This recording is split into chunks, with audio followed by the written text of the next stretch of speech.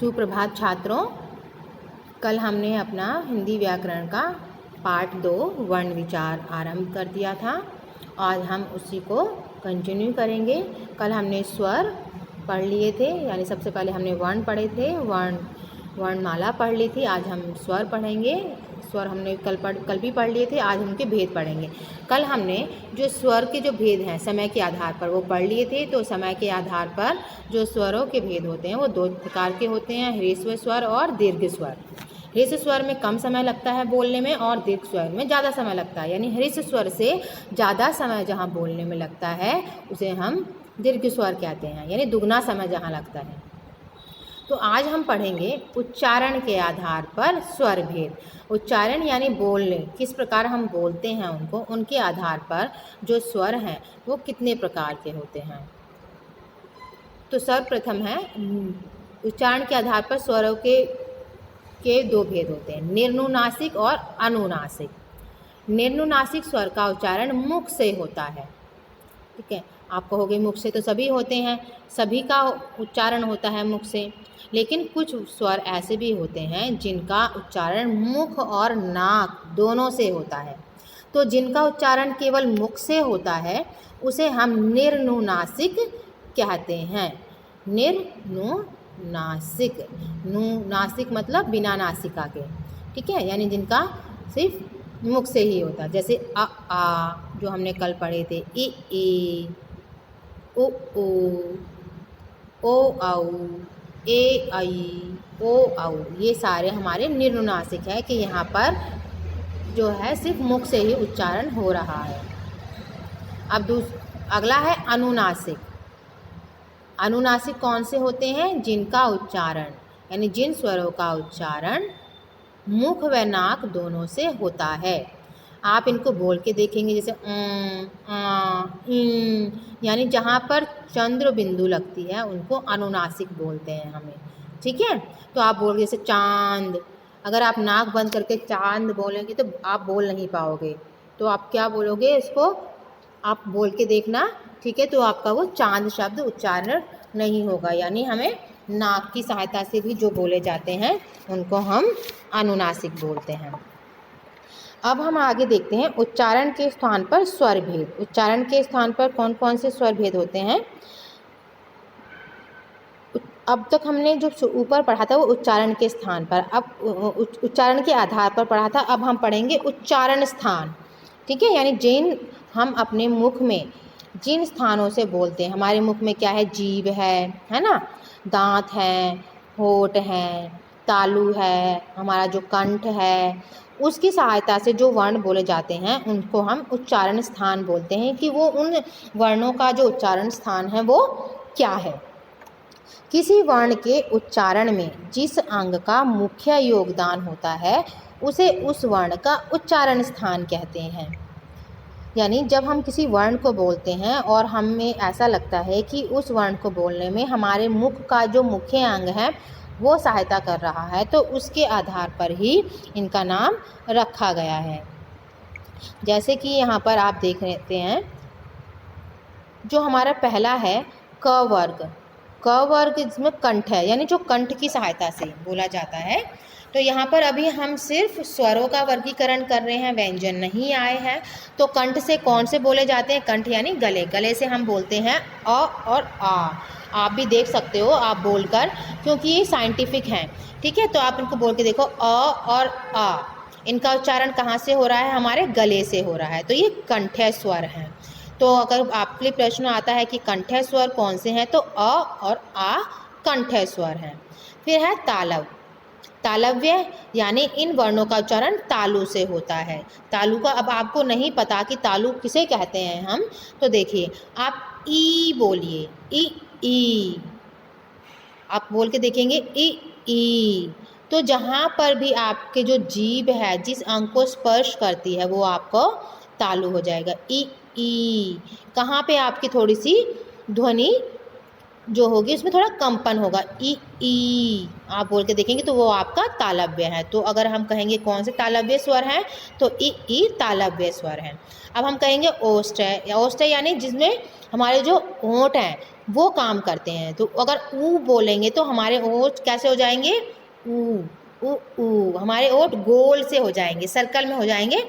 आप इनको बोल के देखेंगे तो इनको ओई, इनको कहेंगे हम ओष्ठ्य स्वर। फिर है मूर्धन्य। अब आपको कहेंगे मूर्धा क्या होता है, तो इन वर्णों का उच्चारण मूर्धा होता है। आपको जब किसी भी अगर मुख्य अंग ना पता चले तो आप उन स्वरों को, उन वर्णों को बोल के देखें। तो री, जहाँ हमारी जीभ है जिस अंग को टच करती है वो हमारी मूर्धा हो जाएगी। तो इसलिए हम जो री है वो मूर्धन्य स्वर है।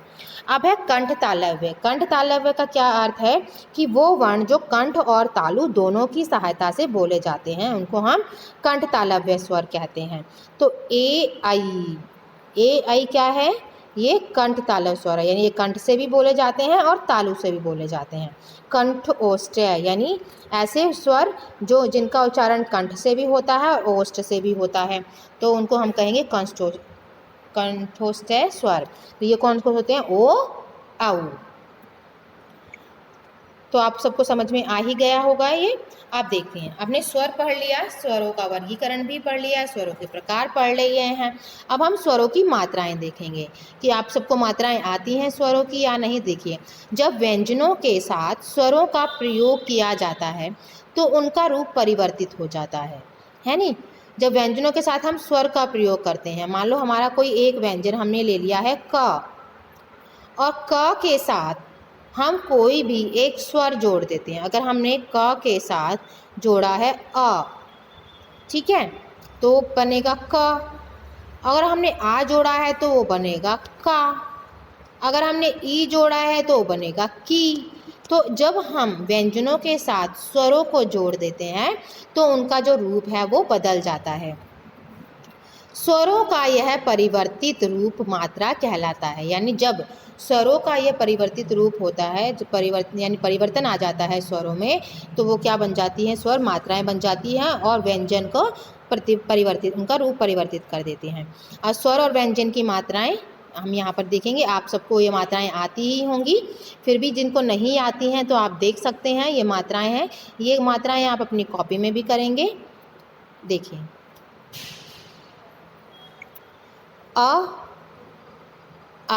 यहाँ पे देखिए मात्राएं आगे पीछे हो गई हैं, ठीक है।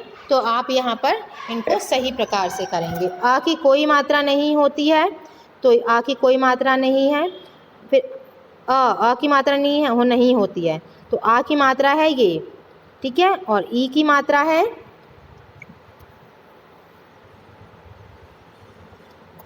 ई की मात्रा है ये छोटी ई की, बड़ी ई की ये है, छोटे ओ की ये वाली है, बड़े ओ की ये, री की मात्रा ये है, ए की ये है, आई की ये है।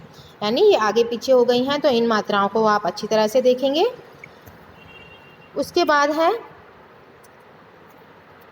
ओ की मात्रा और औ की मात्रा, ठीक है। तो इनसे शब्द भी बने हुए हैं, आप देख सकते हैं इनको। अब देखिए, अब यहाँ पे कुछ बताया भी गया है इनके बारे में कि अ स्वर को छोड़कर सभी स्वरों की मात्राएं होती है नी हमारा, यानी अ स्वर ऐसा है जिसकी कोई मात्रा नहीं होती है, ठीक है। तो अ सभी व्यंजनों में पहले से ही उपस्थित होता है, ठीक है। तो हम क जैसे क बोलेंगे तो उसके साथ अ होगा। सभी व्यंजनों का उच्चारण अ स्वर की सहायता से होता है, जैसे कि मैंने आपको पहले ही बता दिया है। अतः सभी व्यंजनों में स्वर अ मिला रहता है। अब देखिए कि हमने जैसे कि बताया है कि सभी जो व्यंजन होते हैं उसमें अ पहले से ही मिला रहता है। तो जब व्यंजनों से हम अ को अलग कर देते हैं तो वो हलंत के साथ लिखे जाते हैं।